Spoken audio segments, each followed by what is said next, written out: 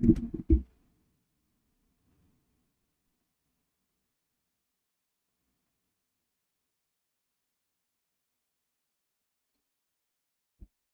everyone. Welcome to CRWS. This is a study session covering the books Settlers by J Sakai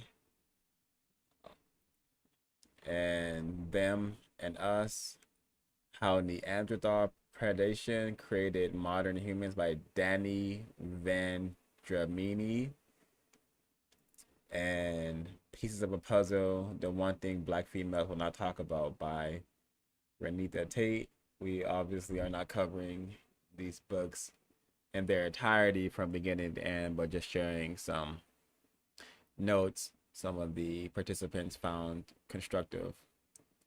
So the date is September 10th, 2023, and we're going to get started right away.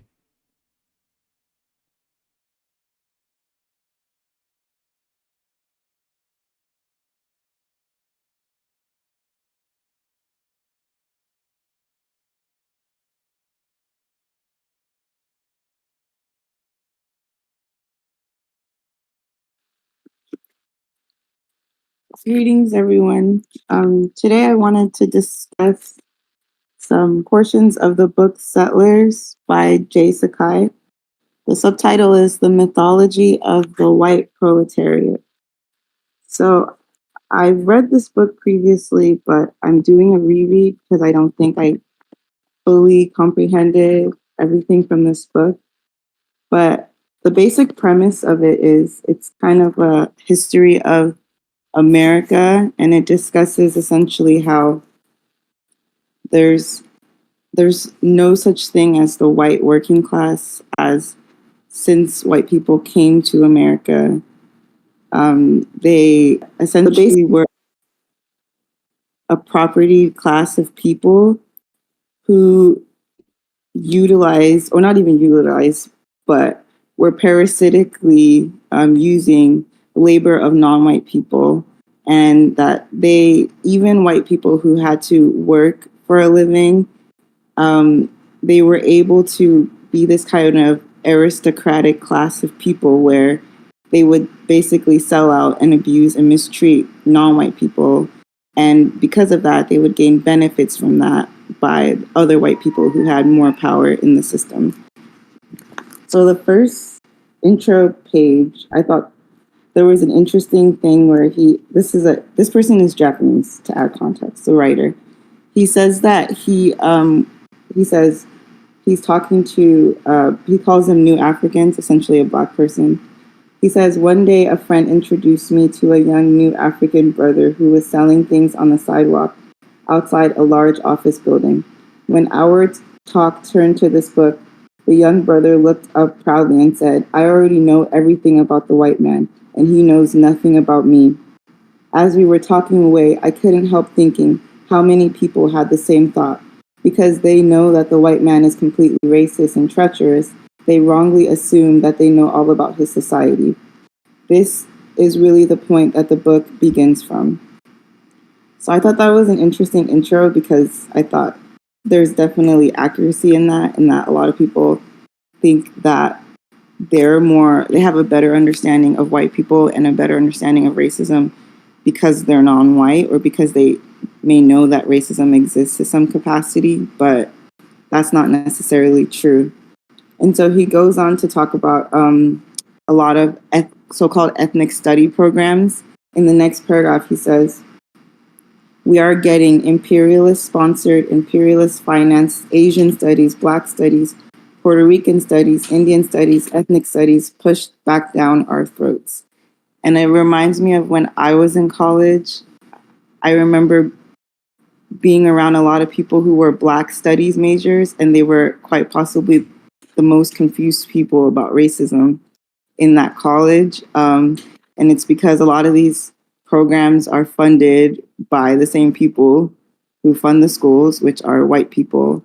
Irrespective of if you call it a Black studies program, it's still Black studies of what white people want you to know.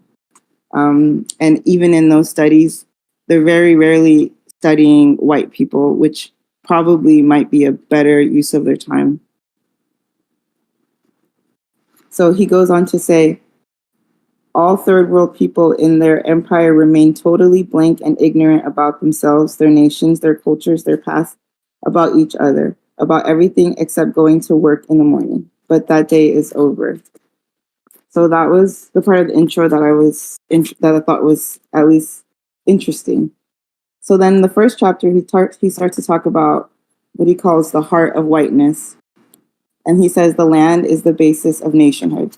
So he's basically in this chapter discussing how when they were living in Europe, before they so-called settled to America, basically came to America, they obviously were living under feudalism, which meant that there was like a petty lord that people had to work on their land for, and the person would let them live there, but they weren't getting paid actual wages, right? They were just being able to utilize that land. And they had things called common land in Europe, which is like where people were able to just exist commonly, grow food commonly. And so later on in Europe, they started having these things called enclosure acts, where they would take away the common land from people. Basically, it was the rise from like feudalism to the capitalist form of economics. And when they took away the commons, people no longer had access to land to be self-sufficient.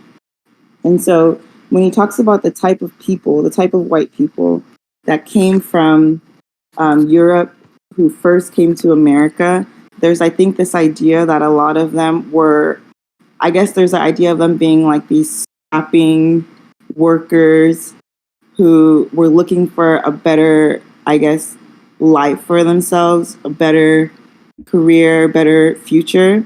So you can see here in the third paragraph, he says, this is typical of the English invasion forces. He should just say white, but I guess English means white because you can't be English if you're not white. A study of roughly 10,000 settlers who left Bristol from 1654 to 85 shows that less than 15% were proletarian or working class. Most were youth from the lower middle class, gentlemen and professionals, yeomen and husbandmen, artisans and tradesmen. The typical age was 20 to 24 years. In other words, the sons and daughters of the middle class with experience at agriculture and craft skills were the ones who thought they had practical chance in America. Essentially, like these were higher stratum of people in Europe. They had access to, the trades, which was very lucrative back then, especially if you're not a peasant worker. Like this is actually a way for you to have a sustaining business for a long amount of time. So I thought that was really interesting. And I think he has a chart that shows it. But anyway, and I think what was really interesting is if you think about Europe, especially London or UK, it's a very small place with a large amount of people. And like I've heard people say, it's like living as a rat. The conditions there are not very great. And if you are looking to have a large amount of land, it's very unlikely in the UK or in England, just because white people have hierarchy amongst themselves as well. And is quite rigid, especially in England. That's what it's known for. So I think this was interesting. He says, the myth of the self-sufficient white settler family clearing the wilderness and supporting themselves through their own initiative and hard labor is a propaganda fabrication. It is the absolute characteristic of settler society to be parasitic, dependent upon the super exploitation of oppressed people for its style of life. And as oppressed people, he should just say non-white people, because that's what they were doing. They were obviously not working, not providing any sort of useful skills once they moved here. They were essentially utilizing or exploiting the free labor of non-white people, and obviously using horrific tactics like killing buffalo luring Native American soldiers and then killing all the women and children and old people and other tactics like that to steal their land. And actually, England incentivized these people to steal Native American people's land too. So then in the next section, just one second.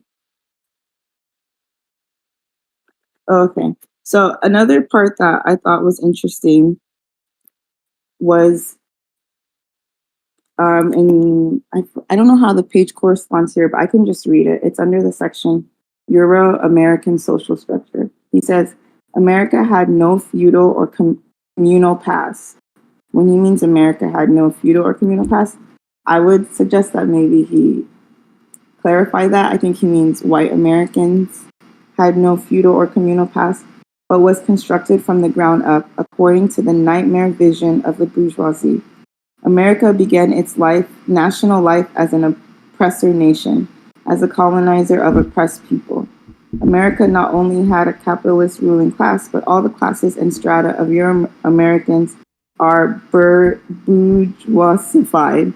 So when he's saying that no matter what class of white people you exist in, you're still the bourgeoisie, because all of the actual labor that people are doing, it's non-white people that are doing this labor, and you are benefiting from this labor.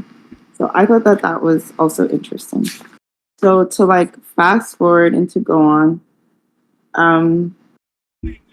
he also discusses kind of the amount of wages that people received during that time. And he goes through how the wages that they received in America, the white people, were significantly higher than the ones that they would receive in Europe, which further incentivized them to move here. But again, like I was saying, these are just artisans. These are not people who are producing food. These are not people that are actually contributing to essential markets that people need to survive and thrive. So the next interesting part that he talks about is Bacon's Rebellion. And I think that there's a lot of misconceptions about Bacon's Rebellion. So to add some, I don't know if a lot of people know about that history, but people like to think of Bacon's Rebellion as this time where white and black people came together to fight off the richer white people. That's not it at all. So Bacon's Rebellion basically started by this guy who was Kevin Bacon, or is his name Kevin Bacon? Let me make sure. I think it was William Bacon. So he was similarly, like I said, he was the son of an artisan. He made a lot of money, and he wanted to attack the Susquehanna Native American tribe. He wanted to take their land. He had slaves with them.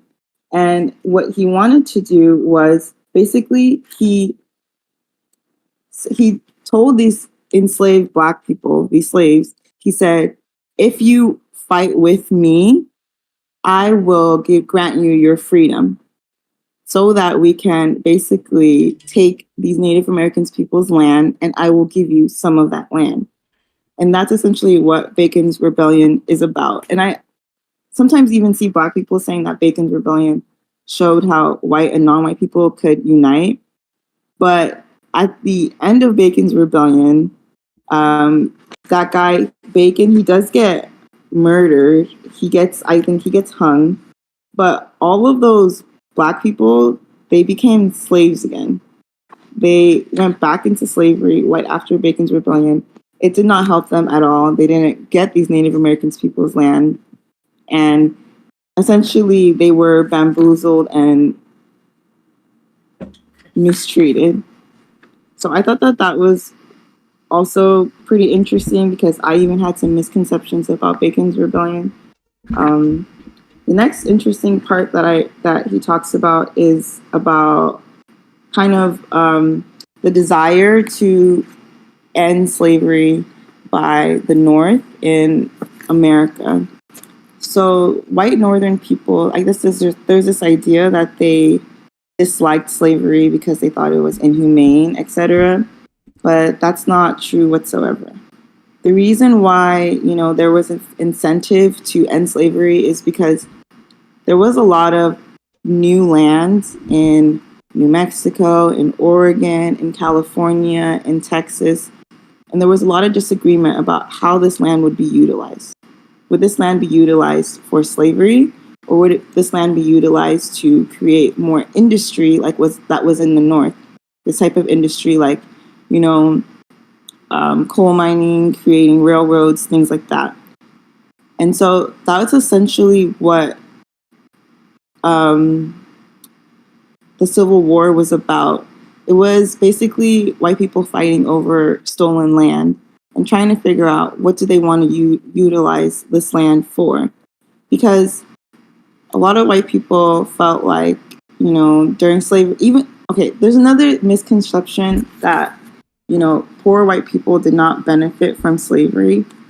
They definitely did. Because in this book, it shows that a lot of industries were set up because of slavery. Like, I think a lot of us know about how, like, a lot of insurance companies, they were basically got a lot of their income from insuring slaves when they ran away. But not just that, he talks about how, like, shipbuilding was essentially a slave dependent labor because they needed to utilize those ships, obviously, to go to Western Africa and to kidnap people, and also to go from Western Africa to kidnap people and then go to like Brazil and other countries too. So there's a lot of industries that white people benefited from during slavery. But even though they were able to have a decent amount of, I guess, lifestyle, like being parasitic and utilizing slave labor, they wanted to be like the slave owners. They wanted to have this huge plot of land, to have 500 plus slaves on their land, on their property, right? And that's essentially like why the Civil War happened, is because a lot of these white people realized, hey, either I can be like a person who makes a lot of money owning industry, like owning capital, or I can be a lot of money owning land. And they were basically fighting between these two forces. And another part that he adds to add evidence to that is people like Abraham Lincoln, etc., wanted to, once slavery ended, get rid of all African people, Black people in America, right? That's essentially what the country of Liberia is like an experiment of like, okay, if we get rid of all of the Black people in America, where can we put them? And he writes this in his text. I can't find it at the moment, but if I find it, I'll post it in the chat. But he writes in his text about, essentially like at the end of this Civil War, having a society where no Black people exist. And he doesn't necessarily say like we need to ship them all away.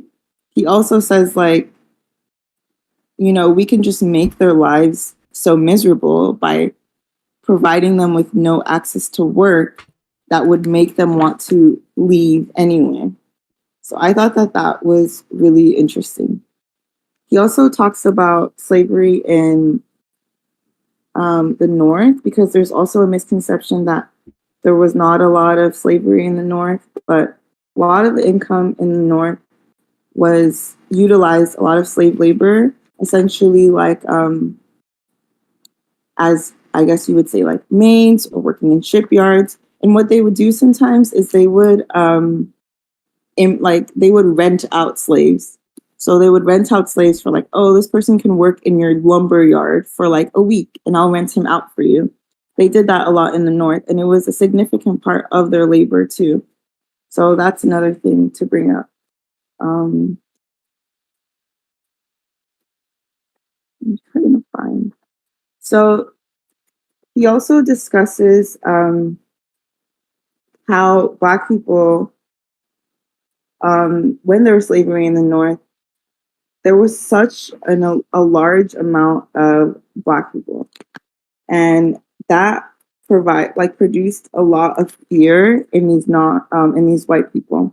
So there's a part where he says, in 1820, Africans comprised at least 25% of the total population of Washington, Louisville, Baltimore, and St. Louis, at least 50% of the total population in New Orleans, Richmond, Mobile, and Savannah. The percentage of whites owning slaves was higher in the cities than it was in the countryside. Very interesting. In such cities as Louisville, Charleston, and Richmond, some 65 to 75% of all Euro-American families owned African slaves.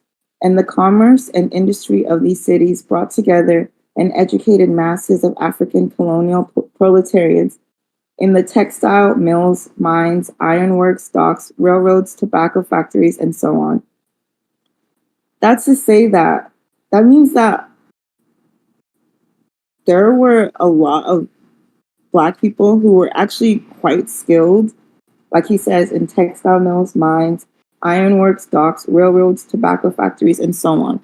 So during the Civil War, a lot of these white people are thinking, okay, so there's about to be a lot of Black people who are no longer enslaved, and they're going to be highly skilled, and a lot of the skills that we don't have because we're not doing any work.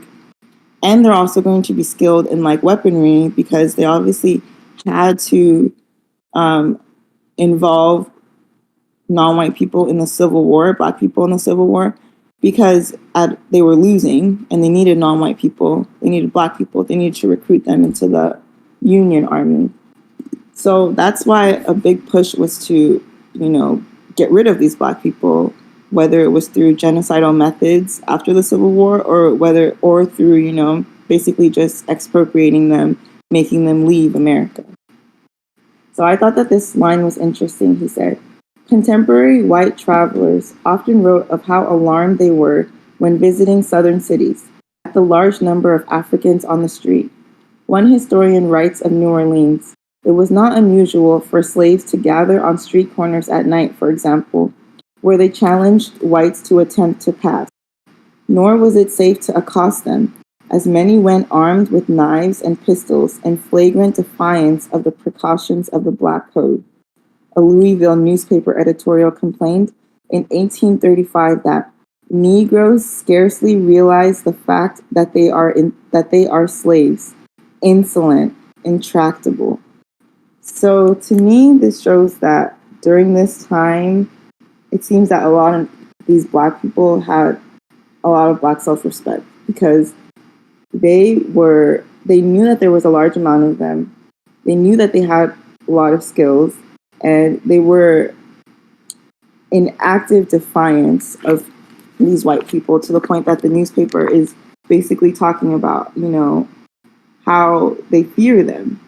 I thought that was just really interesting and kind of shows really like a stark difference from, unfortunately, like how we function as Black people now. I think we exist in so much more fear, which is interesting because, well, I say that we still exist under slavery and the conditions are really horrible now too, but it's just interesting to see these Black people were really defiant, and it kind of, I don't know, provides maybe people with some perspective.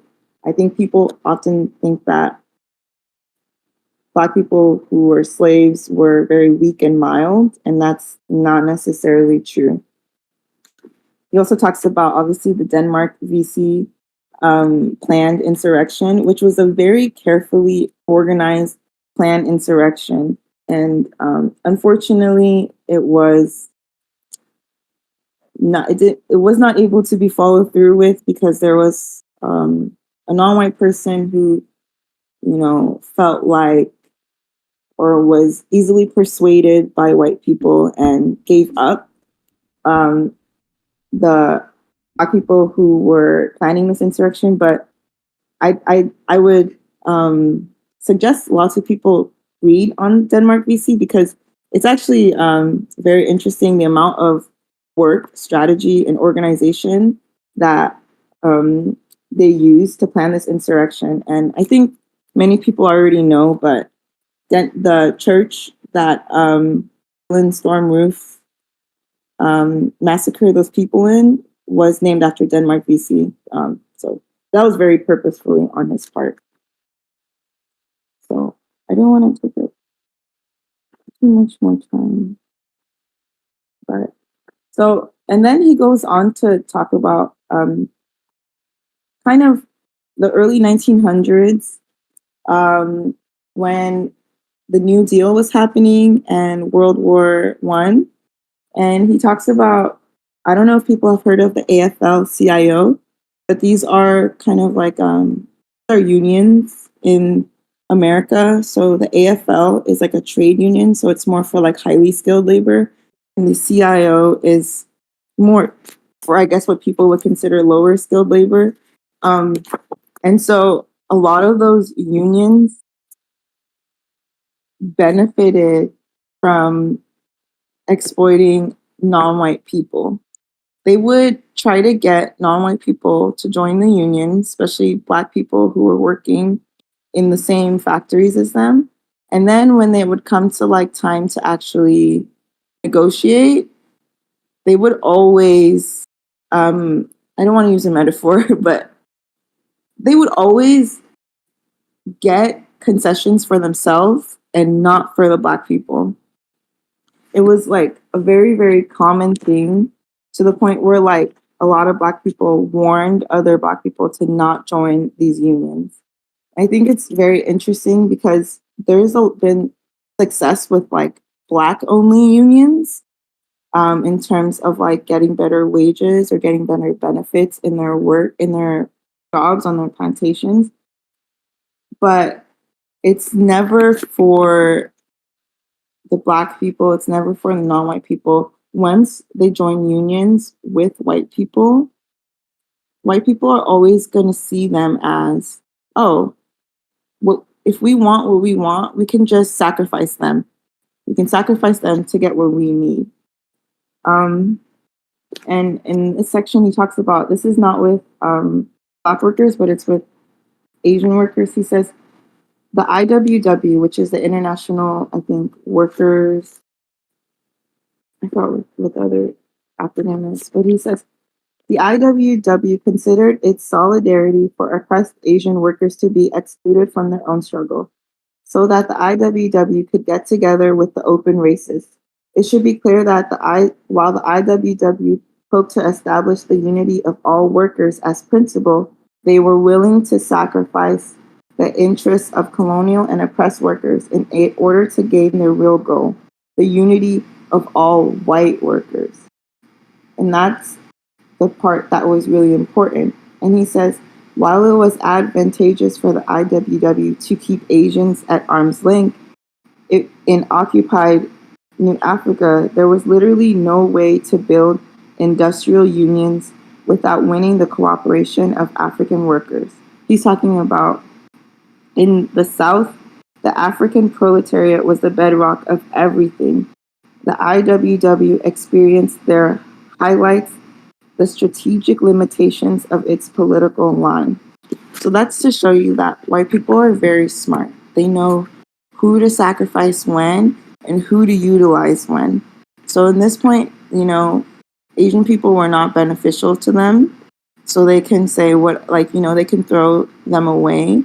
But they know that at this point in time, Black people were very, very useful because they were highly skilled. I know I keep emphasizing it, but it's like really important to understand. After a lot of these wars, after like World War I, World War II, the Civil War, so you have a high amount of Black people, Black males, who are highly, highly, highly skilled, and they have a lot of military experience. And you can see that juxtaposed to how a lot of Black males exist now. If you think about a lot of the work that Black males are able to do, or are allowed to do, a lot of it is not, working in industries that produce like goods and services, working on skills that would help build any sort of independence. a lot of it is working in service industries, you know. Not to say that those industries are not beneficial, but they don't provide you with the necessary skills to gain the kind of confidence to believe that you can independently run your own city, run your own business as a group, you know. So I think that that is just really, really interesting. Um, that's all I wanted to say for now. I hope that that was kind of what I've learned so far in this book. I would say that there's parts of the book that I don't agree with, but I think the overall premise is really, really important in that people really need to understand that a lot of times people bring up class, a lot of times they bring up like white people, working class white people, poor white people, but you have to understand that that's not how it functions. Like class is a function of race. What race you are in, you know, produces the type of economic conditions that you exist in. And I think this book makes a good point in showing that, you know, white people do not exist in a lower working class. They exist fully based off of exploitation and not of non-white people, because that is why, you know, they have to import so much, and they do that to this day. You know, people in France, it's a necessity for them to exploit the labor of people in Niger, to have them working in mines to get cancer, you know, mining these toxic elements, because they cannot do that where they're from, because they have nothing where they're from. Their land produces nothing of value. That's all I wanted to say. Thank you.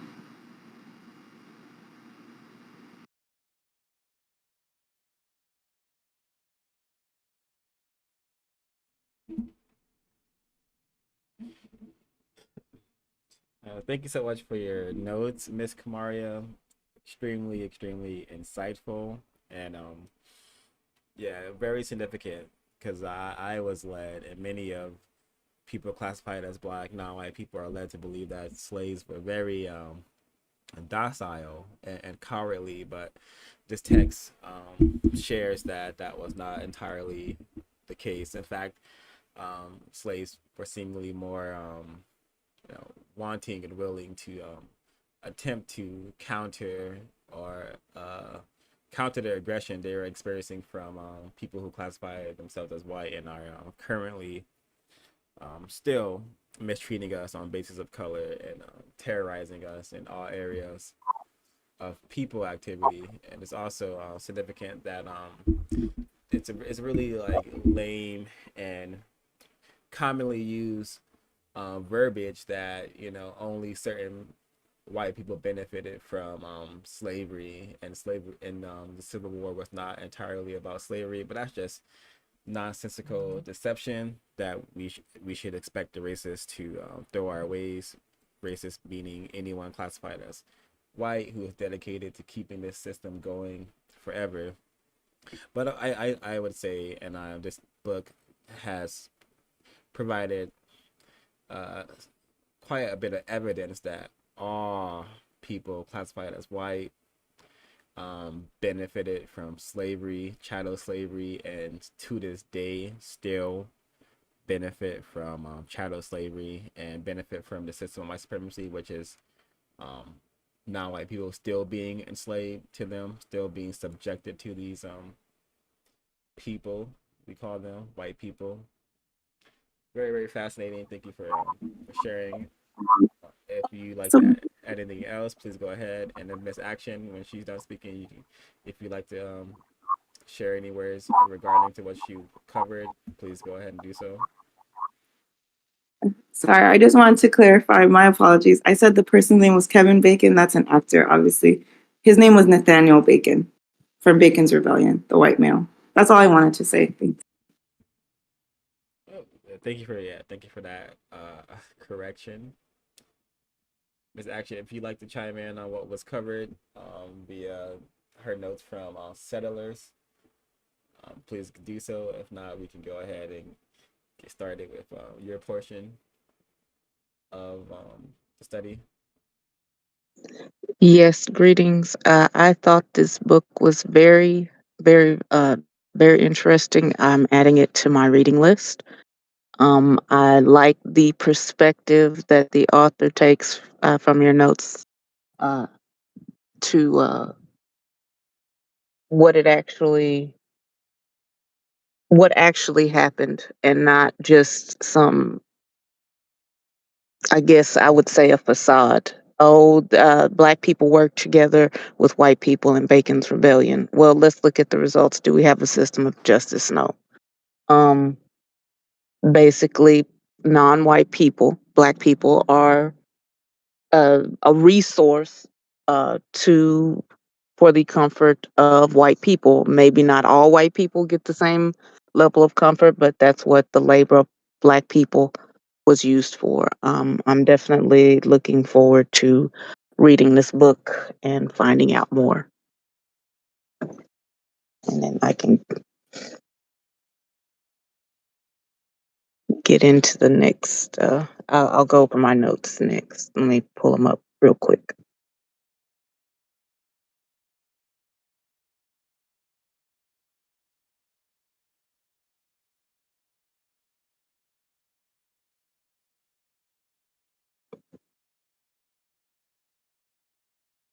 Mhm. So this is the book that I'm reading, Them and Us. What to say? I'm trying to read the how Neanderthal predation created modern humans. So this book is by Dr. Danny Vendramini.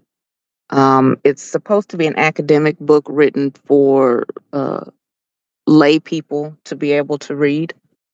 Um, the premise of the book is Neanderthal predation theory, and if you can see the screen, uh, this is what they rendered Neanderthals to actually look like based on the bones that they have found.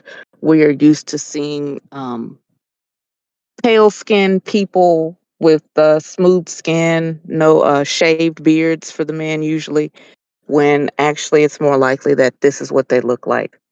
I would like to also, they look more like chimpanzees. They stood upright. They had hair all over their bodies because of the cold environment they lived in. And this is what they think based on their anatomy that they look like. I want to read the chapter list. There are 28 chapters. I'm not going to read all of them. I'm going to read the ones that stood out to me the most. Out of Africa into the Frying Pan. That's chapter 2. Um, Out in the Cold, You Sexy Beast. These are chapters 5 and 6. Night Stalkers, chapter 7. No Sex Please, We're Human, chapter 14.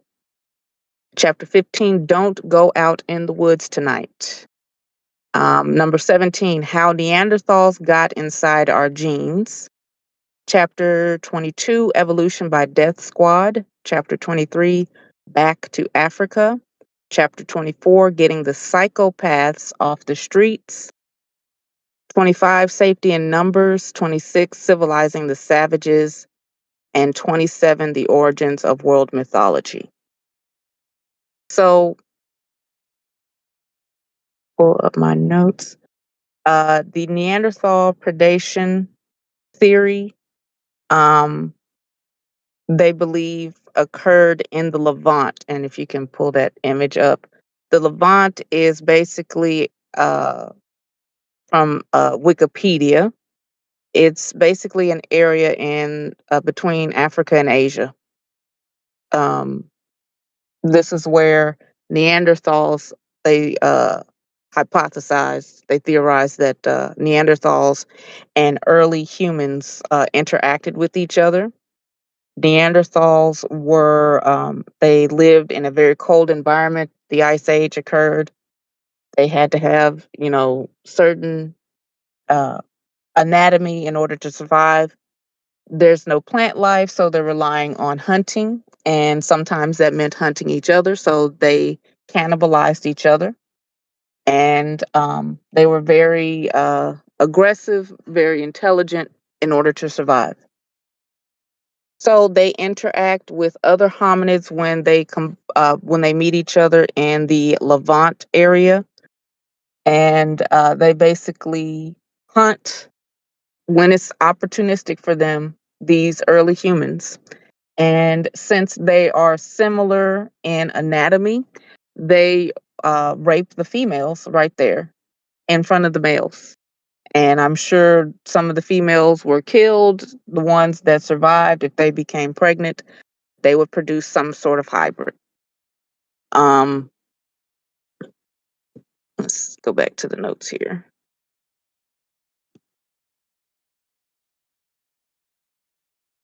So, part of in chapter 1, um, where he explains that Neanderthals look more like chimpanzees. Some of the notes he has: the abrupt transformation from African hominids. So the early humans come out from Africa into the Levant, and they meet these Neanderthals who, after years, centuries, and during the Ice Age, they eat each other, so they have no problem with eating hominids of another species. So the rapid transformation from African hominid to modern human about 46,000 years ago. Physiology: why, despite sharing 99% of our protein coding genes with chimps, do we look so different? So humans are the only ones who look like the way we do. All other primates, they have hair, some of them have tail. We don't look like other creatures on this planet. That's what they're saying. Why do we look so different? Human nature. Where did all the unique behaviors that distinguish us from other primates come from? So I'm going to briefly summarize from my notes. Early humans turned into Cro-Magnons after all of these years of trying to avoid Neanderthals, um, avoid females getting raped by Neanderthals and producing some savage offspring. They became Cro-Magnons to basically hunt the Neanderthal to extinction. So while there were different types of Neanderthals based on where they lived, they adapting to their environment. So there were still Neanderthals in Europe. Whenever they eradicated the Neanderthals in the Levant area, whenever they found some hominid that looked too different, looked like a Neanderthal, they would kill it. In their own population, if they wanted to keep the females under control, there was a selection for uh, the way human anatomy is now. Females having breast. Primates don't have breast unless they're actually nursing. So the way when women, young girls reach puberty, they start to develop breast. You can't outwardly tell that someone's ovulating. All of that, Vendramini and other scientists are saying, is because they're trying to. The early humans had to adapt into something that looks different from a Neanderthal, so that they won't want to have sex with them. So that on top of that, males had to become more aggressive. They selected for more aggressive males who would be willing to hunt a creature, because a Neanderthal, they're saying, was 6 times stronger than a human, and that even a Neanderthal child could basically overpower an adult human. So we're going through all of this evolution, they're saying, and you have these aggressive males. They needed to be aggressive, essentially psychopaths, in order to go after something that's still stronger than you. Develop tools, develop language. All of these things are developed in order to get rid of the Neanderthal. Unfortunately, that means when they go amongst other groups like them, there can be issues with that. Sometimes they would work with each other and sometimes they wouldn't, basically to annihilate each other. And now that there are no more Neanderthals, there's a getting psychopaths off the streets. That's the chapter 24. So this is where walls So, how you have walled cities and people congregating with each other in larger groups, and you have laws. And I want to go to.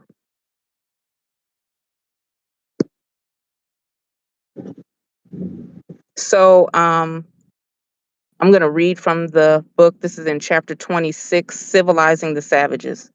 So there are no more Neanderthals around. Even the ones that weren't hunting them in the other areas in Europe, they basically uh, killed the Levant Neanderthals and then they killed the European Neanderthals. So they go from Asia all the way to the tip of Spain, and that's where the last Neanderthals were. Um, so now you have these hyper aggressive males that are, if there's no Neanderthal to fight, they're basically preying on women and children, and that's not suitable to help the civilization thrive. So I'm going to read from chapter 26. The seventh and final constraint on male hyperaggression was ostensibly cultural. It was the uniquely human collection of laws, edicts, and philosophies, conventions, and collected wisdom. The earliest example of coercive cultural management of male violence is probably the set of 57 laws, guidelines, and edicts preserved on a small clay tablet by the king of Ur-Nammu in 2112 to 2195 BC, known as the Ur-Nammu Law Code. It begins, then did Ur-Nammu, the mighty man, the king of Ur, the king of Sumer and Akkad, by the power of Nana, the city's king, by the, and it's a parenthesis, established justice in the land, and by force of arms did he turn back evil and violence. And there was another one that we've heard of draconian laws.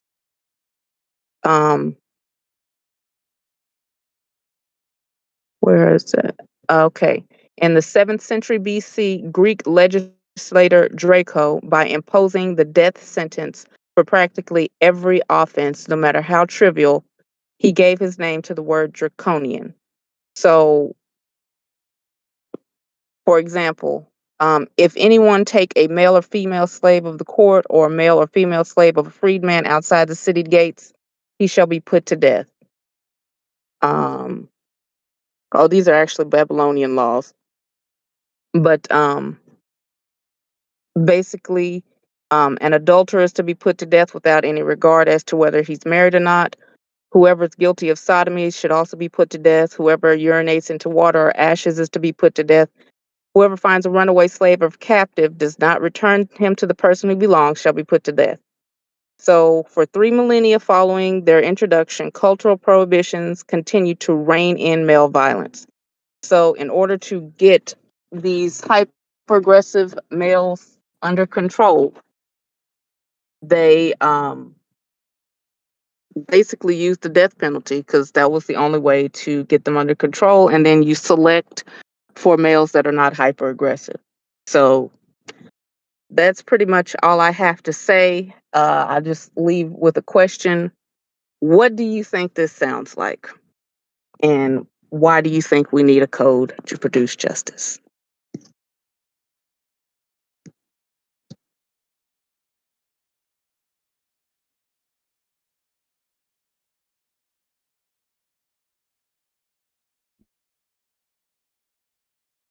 Thank you, Miss Control for Action. Very, very fascinating text. Definitely one I'd like to read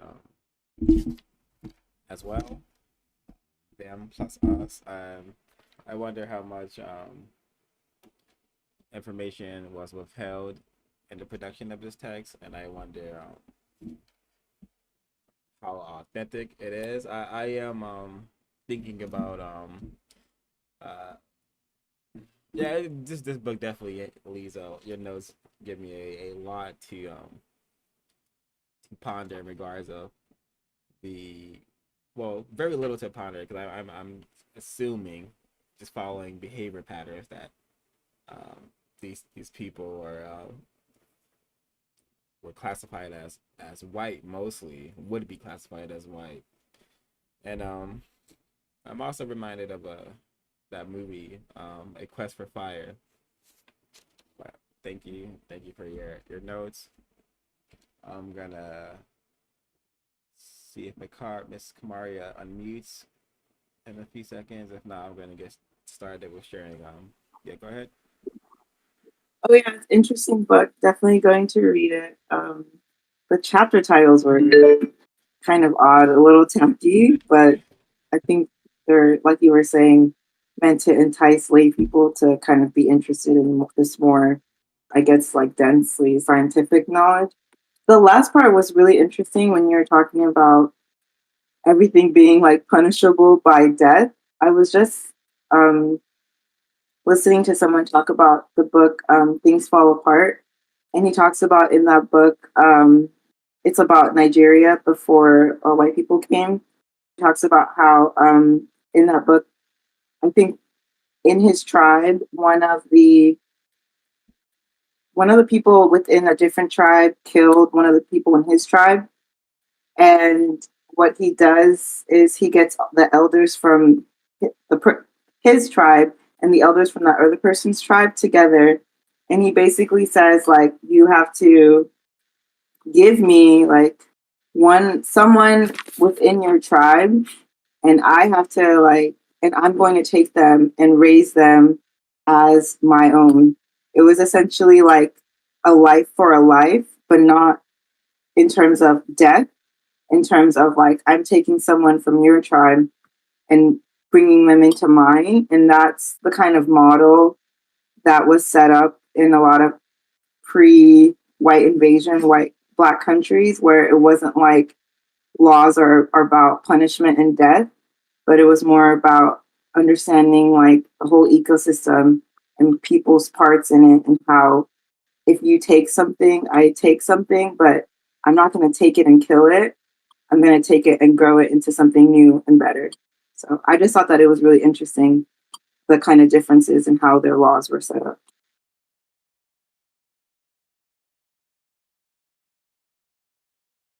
There was one more note I forgot to read that was the main reason I read this book, and it's very short from chapter 1.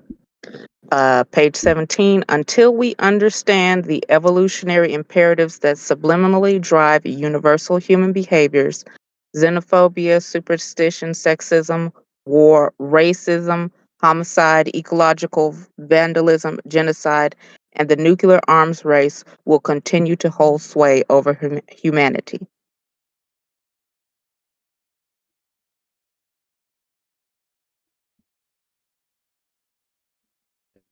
Yeah, that is going to be reality. But I would just change a few words around and say that's going to be the reality as long as we are in the system of racism, white supremacy. So I'm definitely there. As I see, still learning chats coming through, but it's not showing up and on the actual live. This is from Still Learning. Sounds like a taproot precursor of racism and white supremacy. I suspect a code is needed to ensure continued genetic survival of the African genome. And I wonder why YouTube would not allow such a comment to be shown in the YouTube chat, and it has to go to the third party software I'm using to do this stream. But thank you, Still Learning. Welcome to the broadcast. So thanks again, Ms. Action, Ms. Kamaria, for your notes and sharing. So I'm going to be covering some notes from, again, and make sure I can be heard. Okay, looks like I can be heard. So I'm going to be covering some notes from Pieces of a Puzzle by Reneathia Tate, the one thing black females will not talk about. But before I get to this text, I want these definitions to be known by the folks who will be tuning into this broadcast in the future, or folks who are currently tuned in to this broadcast, because I will be using this term throughout my portion of the broadcast. This is from the United Independent Compensatory Code System Concept, a compensatory counter-racist codified word guide from page 227. Definitely a term I've covered before, but I'm going to cover it again, and it is maximum racial, maximum racist aggression. Use this term to mean one, anything willfully and deliberately said or done by a white person under conditions dominated by white supremacy racism that results in a non-white person being non-justly deceived. Two, anything willfully and deliberately said or done by a white person under conditions dominated by white supremacy that results in a non-white person being deprived of something that he or she must have in order to produce justice and or correctness. Three, any willful, deliberate, and mutual act of sexual intercourse and or sexual play between a white person and a non-white person during any period in which any person is subject to white supremacy racism, any place in the known universe. Note, all white persons who participate in and or who directly or indirectly help to promote such acts are guilty of maximum racist aggression. So that's maximum racist aggression. That is when one of these three things are taking place, and it's usually a combination of these three effects taking place. Number three is what we're going to be, what I'm going to be talking about in detail is the sexual play, what the code refers to as rape on part of the white person raping the non-white person. So, and the second term is maximum racist insult. Use this term to apply to any act of sexual intercourse and or sexual play by a white person with / against a non-white person under any condition directly or indirectly dominated by white supremacy racism. And I think these two terms have that word maximum because Neely Fuller Jr. understands that the greatest damage, the greatest harm a non-white person can experience and still be alive after it is to be raped, or what people are confused would say having sex with a white person. That is the greatest harm and damage that we can endure on this planet, especially if we do not develop a understanding of what we're dealing with and what has been done to us when we think we are having sex with these people who are obviously determined to keep us their prisoners of war forever. When we experience that, it just does something, it does a great damage to our minds and our ability to counter and effectively want to counter the system of racism, white supremacy. And this book by Miss Reneathia Tate is very, very, very significant. You could get it by going to Secret Sex Talk. I'll put it in the description of this broadcast, but you'll see it on the screen. Secret Sex Talk, and it's a really long link. But this book is very hard to find.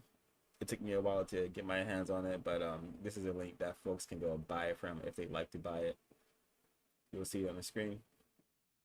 But the first, like the introduction of this text is basically Reneathia Tate sharing her understanding of sex between white and non-white people. But what was significant about it is that she just tells her her journey, which I found to be very, very profoundly powerful, to use such a word, and also profoundly like telling as to what we are dealing with. Sex between a white and non-white person always involves deception, violence, and great harm that the white person is conducting. So I'm just gonna be a quiet bit of reading from this text, which is totally fine. So in the very beginning, she discusses. I'm just gonna paraphrase some of the beginning before I start reading. She just discusses like her thoughts, and her thoughts are reflective of a large number of a large number of non-white males and non-white females on this planet who have no understanding of the system. They are taught just to get a job, to find quote unquote love, and just make sure you have income and to find a relationship. Very, very few of us are directed and taught that we are in the system of white supremacy racism.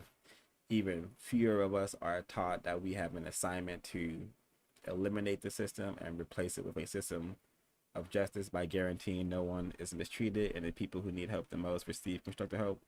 Even few of us are, taught about that reality of how we should be spending our time here. So she recounts a relationship she had with a black male and how the relationship was not what it should have been. Long story short, the black male ends up in greater confinement, what you know as prison, and then after he is released from prison, he is eventually gunned down by policemen, what the code refers to as race soldiers, terrorists, white supremacists. But race soldiers is a term that the code refers to as police, cops. So, and she also recounts briefly how so many black males in her high school were just dying, perishing. This is before she had her understanding of the system of racism, white supremacy.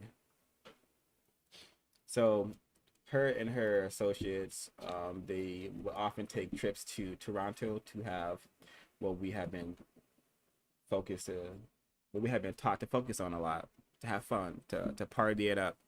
So her and her associates would go on trips to Toronto, and she recounts her enjoyment of going there because the white people there were nice and pleasant and less hostile than the people in the Detroit area that she dwelled in. So I'm going to read from page 14, and this is after her finding a club where it was not just white people listening to black music. This is her after her friends have spent quite a bit of time finding a club that played black music and also had black people, because prior to them finding this club, they kept going into clubs and leaving immediately clubs that had only white people that were listening to black music. So this is page 14. And after her noticing this white man, he came up really close to me, staring into my eyes. And I know now when he looked at me, he saw an innocent look in my eyes. This white man was very handsome to me. His hair was long and brown, and he wore it in a ponytail. He wore 2 earrings, one in each ear. I thought many things. This white man had a soft, pleasant look about him. It was sort of a male-female look. I now wonder why I was attracted to that. This was also during a time when the singing groups Wham and Boy George were out and were a hit among the black females I knew. I thought to myself, I am hanging out with this white man who looks like one of those stars on television. I was fascinated with him. He started staring at me for long periods of time. He had a pleasant look in his eyes, and I remember thinking to myself, I'm so ugly, but I must be not that ugly if a white man finds me attractive. His so-called attraction for me made me feel really good inside. And this passage alone is an indication of the immense programming Reneathia Tate had received in her youth, because at this age, this is when she's about 20 to 24 years age, and she has been significantly masterfully programmed to associate a white man with TV stars. She has first been programmed to be attracted to a person who comes from a group of people who have collectively decided to destroy us and maim us and keep us in a very, very pitiful condition. So that alone is very, very tragic in itself. But this her thoughts reflect millions upon millions of non-white males and non-white females thoughts on white people. We still have a great affinity for these people because we do not understand them. We do not understand a fraction of the history between white and non-white people, especially to the context that was shared by Miss Kamari earlier and Miss Action earlier.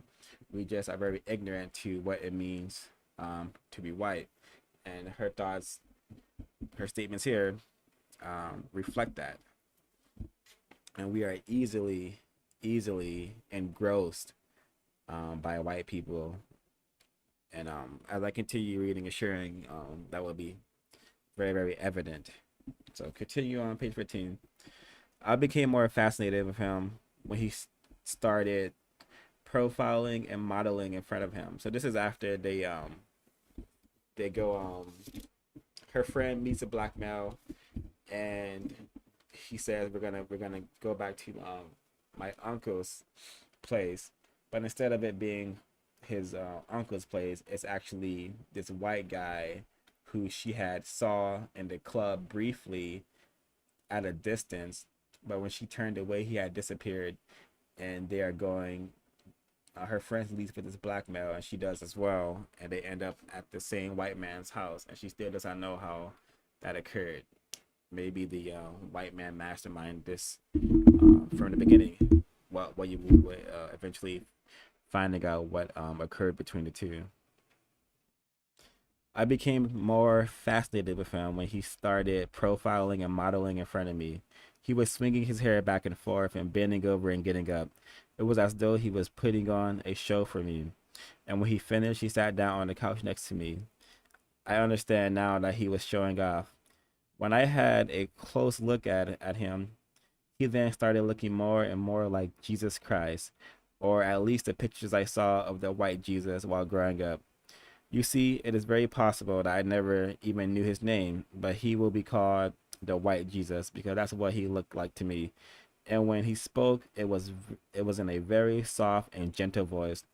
I was so fascinated with this white man because he looked like so many different people. People on television, people in pictures. He was exciting. He was very nice and kind, but he didn't say much. He just touched me and put his arms around me as we sat on the couch. I felt very comfortable with this friendly white man that I didn't even know.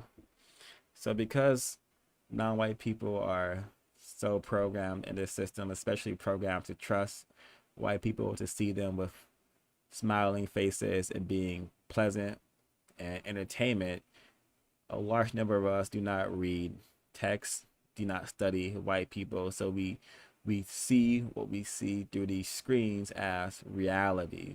We believe the lies that come to us via television, music, and whatever other sort of content white people are producing and putting in front of the faces of black males and black females.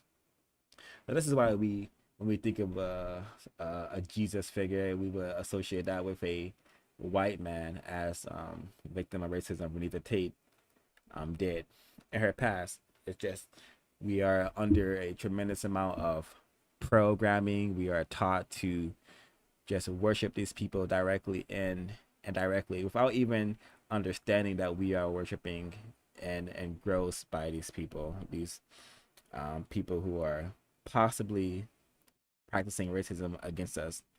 And this just indicates us to the mastermind of the white Jesus man that she is telling us about. He didn't say much, which is part of the white code. You know, you do not share much information with these black and non-white people. That's the white code.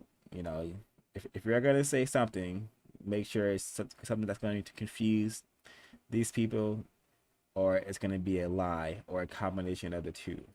But don't say much, especially if you can not say much and still do what you want to do, which this white man was clearly aware of, as we're going to see.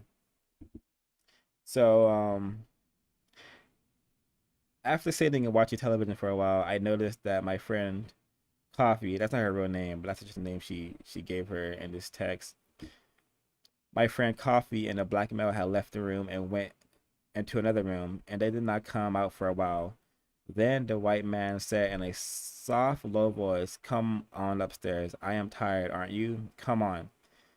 I was fascinated with his voice because, again, it was his accent. He was speaking English like myself, but it sounded so different from the way we speak in America. It sounded a lot better to me. I was confused, keyword confused, because of the way in which he asked me to come upstairs. He made it sound as if we were just going upstairs and go to sleep. It sounded like something a mother would say to one of her children, not sexual at all. I found myself following him up the stairs. So, just small hints on the current situation between white and non-white people. They have placed non-white people worldwide in a childlike position. Neely Fuller calls us their illegitimate children, which is perhaps why this white man was able to just easily get this black female to follow him up the stairs with a soft, calm demand to come on, let's go upstairs. And most non-white people are confused about most things they're doing on this planet, especially when interacting with white people, which she says I was confused, and when you're let alone, she still went up the stairs because this is when she had a very little understanding, if any, that she was a victim of racism, subjected to the system of white supremacy racism. So she talks about when she gets up there, she sees the white man's phallus, and she shares some remarks on it. I'm gonna skip over that and jump down still on page 15. I looked at him and remembered he was a tall, thin white man, and his penis was light in color. Then, in about 2 seconds, he was on top of me. Today, I don't remember him ever kissing me, and I could not see his face at the time because he was taller than me. His entry into my body was gentle, but once he got inside of me, he went on like a wild animal. My error. His entry into my body was gentle, but once he got inside of me, he went on like a wild man. He began pushing and pushing. He was very violent and rough. He started pounding, pounding, and pounding on me. He was hurting me. "It hurts, please stop," I said to myself. I was crying out, but no one could hear. I never said anything to him because I was too scared. It was like he was trying to violently kill me. So this is why it's called maximum racist aggression, because it is a huge act of violence being committed against a non-white person, whether it's a black female or a black male. It is very, very damaging to one's psyche. And violently kill me, she used to describe her experience with this white man. And yeah, a lot of white people brag about, what they call rough sex. It's not the same kind of sex that non-white people seem to partake in. It's a very hostile act, actually, from what we're going to learn. And I'm going to continue reading. All I thought to myself at the time was that I'll be so glad when this is over. I knew that he would not be able to continue at this pace for long without reaching a climax. I lay there holding my body stiff as a rock. I said to myself, please hurry up, and I will never ever do this again. At this point, he shifted his body, and I could see his face. I was watching him closely and waiting for the expression on his face to change because I knew then it would be all over. And I'm gonna skip a bit. I never knew about or ever experienced. I never knew about or ever experienced with sexual intercourse with black males. There was always a pleasing vibration I would receive from being penetrated. It was finally over. It was not like the white Jesus was made inside of me. Like, it was finally over. It was not like the white Jesus was inside of me for a long time, but the pain of it all seemed to last forever.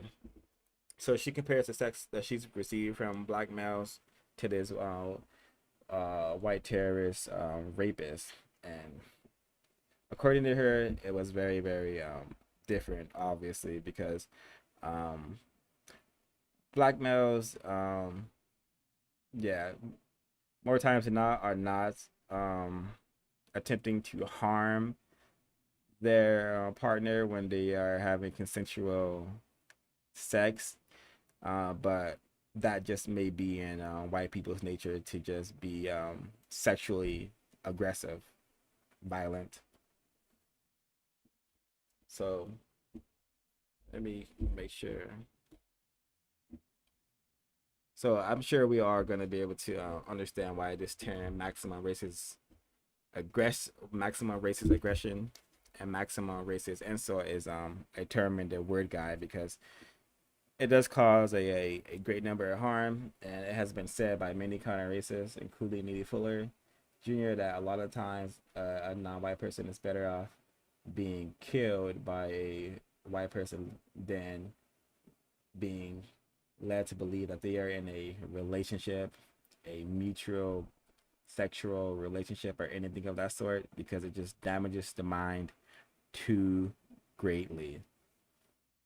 Fortunately for Miss Reneathia Tate, she had a very, very powerful will to understand what she experienced, and the creator certainly guided her into um, the code.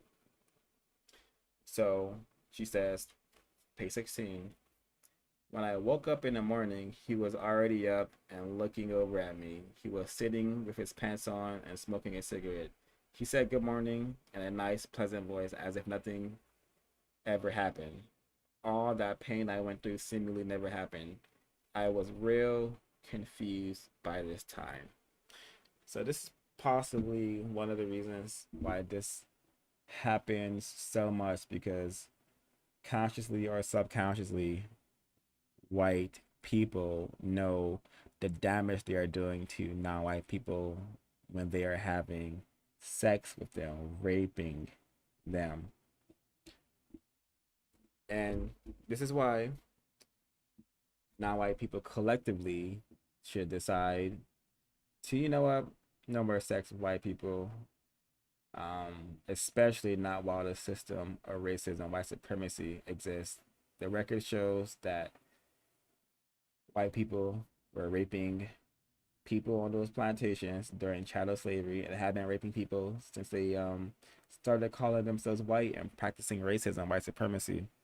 So if it's one thing that we do have control over, it's what we think and what we allow our thoughts to, allow our bodies to do. We have some sort of control over our bodies. We can decide to say, you know what, I'm not engaging with this person sexually at all, especially while racism exists.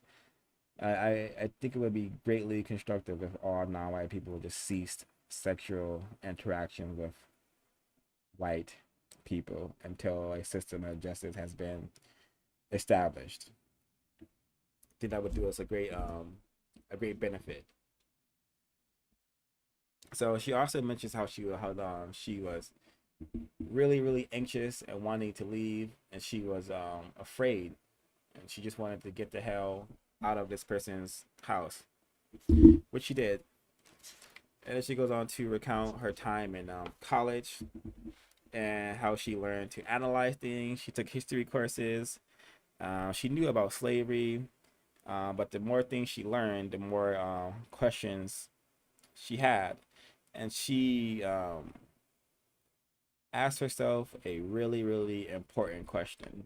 And this question is one of the reasons that she was able to discover Neely Fuller Jr. and his code book.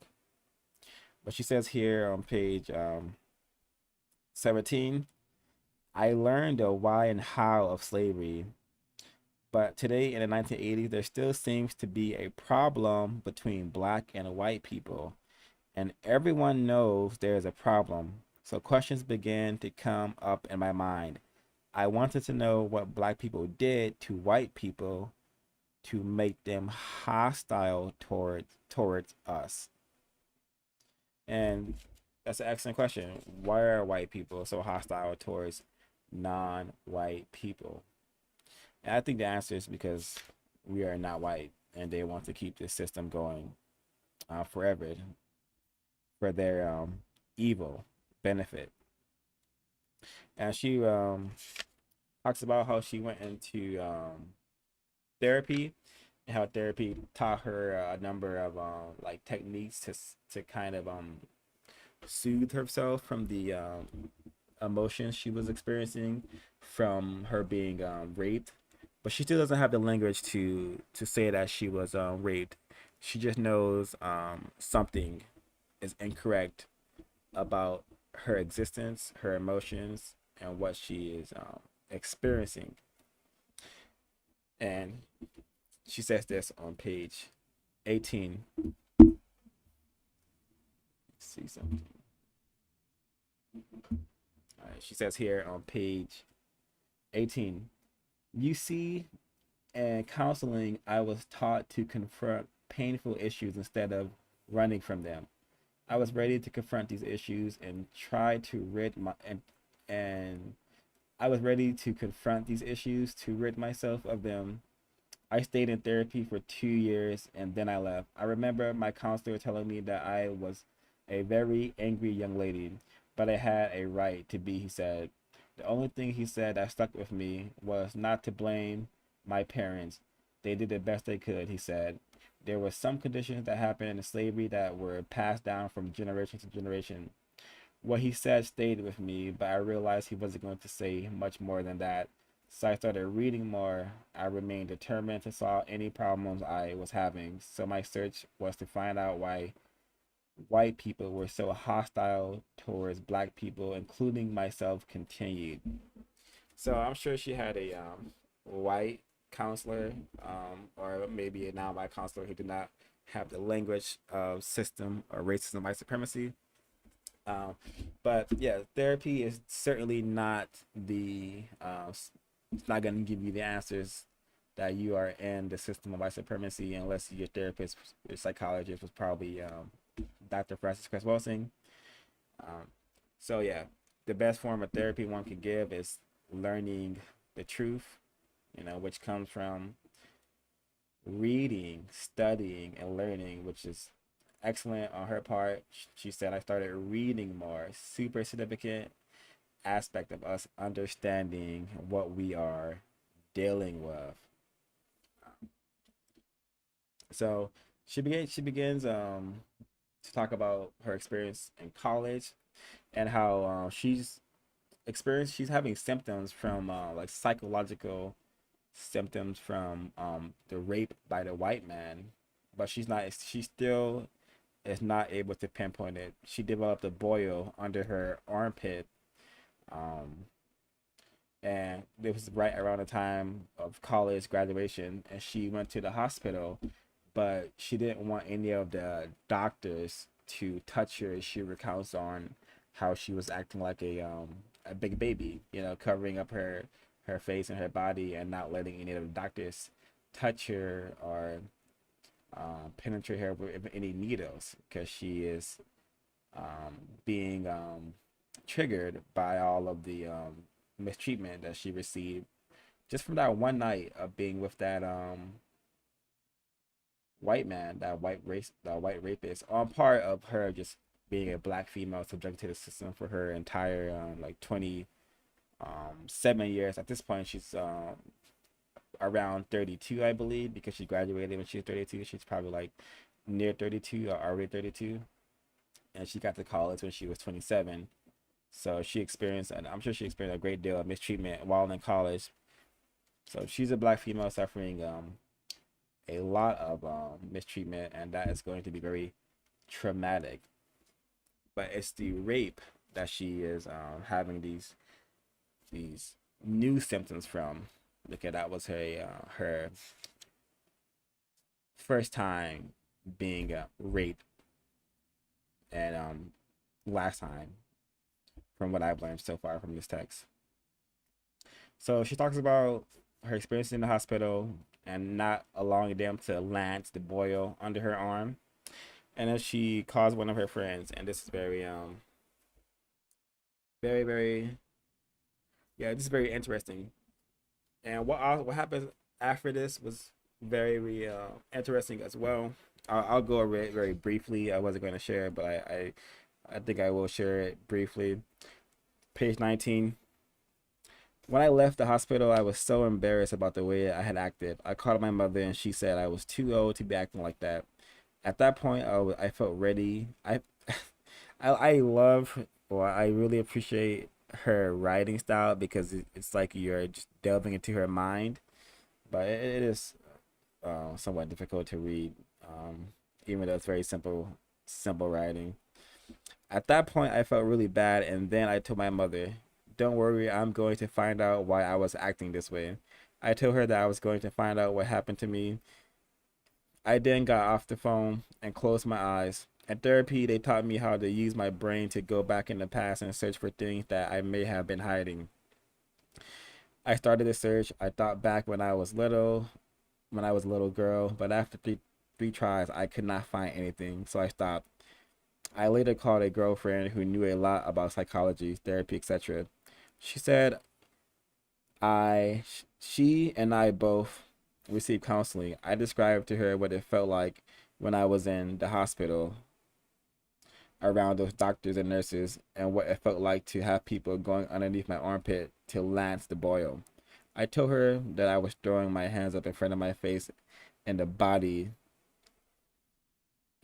trying to block myself from the pain. I also told her that I had to protect myself, and I did not want to be penetrated by that needle or sharp object they used to lance the boil. My friend then said from the imagery that she was picking up from me sounded like I was describing a rape. I froze on the telephone and said that I was never raped. She told me to think about it, but but that's what it sounded like to her. So she goes back and she does some thinking, and then she names an experience that happened to her when she was a little girl. She calls her mom. She calls her mom crying and said, Lucky did it. And she recounts a story about a little black boy who tried to he was a 9-year old. My bad. He was an 11-year old black boy, and she was 9, and he tried to rape her, but she was able to fight him off. And she described his phallus as a big black missile, and that's probably something to take note of. But her telling the story gave her relief to her mother, but she realized that Lucky did not actually rape her. He never penetrated her. She was able to fight him off. But that is still very tragic experience nonetheless. So continuing, she says on page 20, several months later, I was still searching for answers to all my questions. I still did not know what black people did to make white people so hostile towards us. I joined a study group, and there I would begin asking questions. I just kept on asking questions. Then this black male brought some tapes over for me to listen to. It was this black, it was this man talking about racism and white people. and saying that black people were pitiful, etc. I listened to the tape and became very scared at some of the things he was saying. Plus, his voice was so deep because I had never heard this information before. It sent me into a state of shock. I had to turn the tape off and absorb some of the information. One thing that really scared me was when this man said white people knew everything that we were doing 24 hours a day. He went on further to say that they could predict what our grandchildren will be doing before they even reach the planet. To me, that was a power that I never knew anyone had.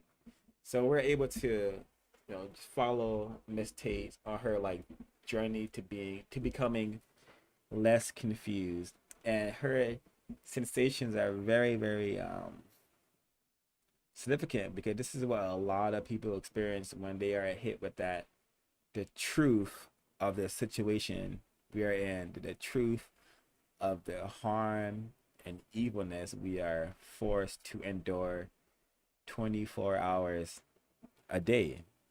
And I think it's very profound that she did not scurry off from the information. She absorbed it and was able to write this book because of that fact, because of that reality. So this is her introduction to Neely Fuller Jr. I'm going to continue reading. As it turned out, this man was the author of the book. When I called him, he said it was very difficult. He said it was very difficult for him to talk to me without the book. But because I was asking so many questions, he did talk to me for a while. He asked me if I had the book. I said no, I heard you on the tape. And he said he would send me a copy of the book. Once I got the book, I looked at it and I could not understand anything in it. The words were simple, but the way they were put together with other words confused me. I didn't understand the way the words were being used.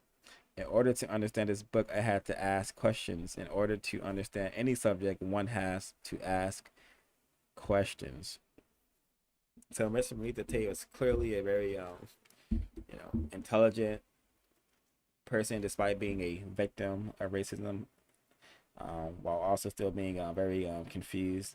But in her process to become less confused and learn, she was able to have a dialogue with Neely Fuller Jr. So she talks about when she gets the book and the title, independent, the United Independent Compensatory System Concept for Victims of White Supremacy Racism. Like that's one of the first things that got her attention. And she thought to herself, who are the victims? She thought. And she says on page 21, I knew what racism meant, but white supremacy, what is that? And this is a very similar reaction that most non-white people will ponder if they are serious about understanding what they are dealing with, what we are dealing with collectively and individually. I knew what racism meant, but white supremacy, what is that? There were definitions of the words in the back of the book. It was just like the subjects I had learned in college. In order to understand any subject, one has to understand the terminology, since all subjects have their own terminology, and so did this book. So this is very important. This is why the code stresses non-white people to please just define the words that we are using. Make sure the people you're talking to understand the way you are using words, which is why Neely Fuller Jr. took the time to make his word guide, and why we should define any words we are using, despite whether it's coming from the word guide or just our own definitions, just so we can have an understanding. So there's very, very little confusion involved. And then she goes on to say, and this is also very significant. I'm gonna skip over this. When I got the book, the first thing I noticed was that it was written in 1957, maybe 35 or more years ago. So the book has been on this planet for quite a while, and the information is still very accurate to this day. She didn't go on to say that it was current for the 1950s through the 1990s, and it most likely will be current for the year 2000. And it's 2023, and non-white people are still very, very confused in all areas of people activity, and white people are still destroying us and raping us, and we do not have the um, understanding that that's what they're doing to us when they call us their husband or wives, when they call us their boyfriend and girlfriend, when they say that we're having rough sex, they are actually acting with maximum racist aggression. The ultimate insult for them to lie to our face and pretend that we are in a balanced mutual arrangement when that could not be farther from the truth and reality of what we are experiencing here on planet Earth 2023. And this I want to say I felt the same way, but I've never had an affinity towards the Bible. But I really felt I really relate to this passage nonetheless on page 21. This book for me then began to become this book for me became a book similar to the Bible. Bible is a code that attempted to offer self-discipline for all people in the known universe. This book was a code just like the Bible and the Quran. The code book brought a new set of values and morals for me, and my thoughts, speech, and action. It told me, being classified as black, what I should do and should not do in all of my daily activities. However, this book was not classified as a religious book. It was a book that everyone could use without being within a religious group. My mother tried to give me some type of code system when I was growing up. She told me what was told to her, and this was very little that she or I could understand. So, just what we should expect from just most non-white victim units, what we call families. Is not many of us know what we should know, and the so-called parenting that we do is pretty poor. But that is the racist fault, not entirely the fault of the so-called parents currently attempting to parent their offspring. So she says right here, really significant on page 23. I began reading this section under sex, and of course there were some definitions. I also asked about the white people and black people having sex, and then right away this black man asked me if she's talking about Neely Fuller. This black man asked me if I ever had sex with a white man. I said no very quickly and then hung up the phone on him. So she's correct. She never had sex with a white man. She was raped by a white man. That is not sex. I then started thinking for a while. Then it came back to me that I had. It was a quick flashback. So I called this man back and said, yes, I did have sex with a white man. I started crying and said, he hurt me. At this point, the only painful part of my experience with the white Jesus had surfaced. The black man then said, I thought so. You see, this man patiently waited until I started asking him questions about sex between white and black people. Now, as I look back on this experience, I realized that I had buried the experience with the white Jesus so deep that I couldn't find it. You see, it was still 1992, but 6 months after my girlfriend told me about the imagery that she was picking up from me.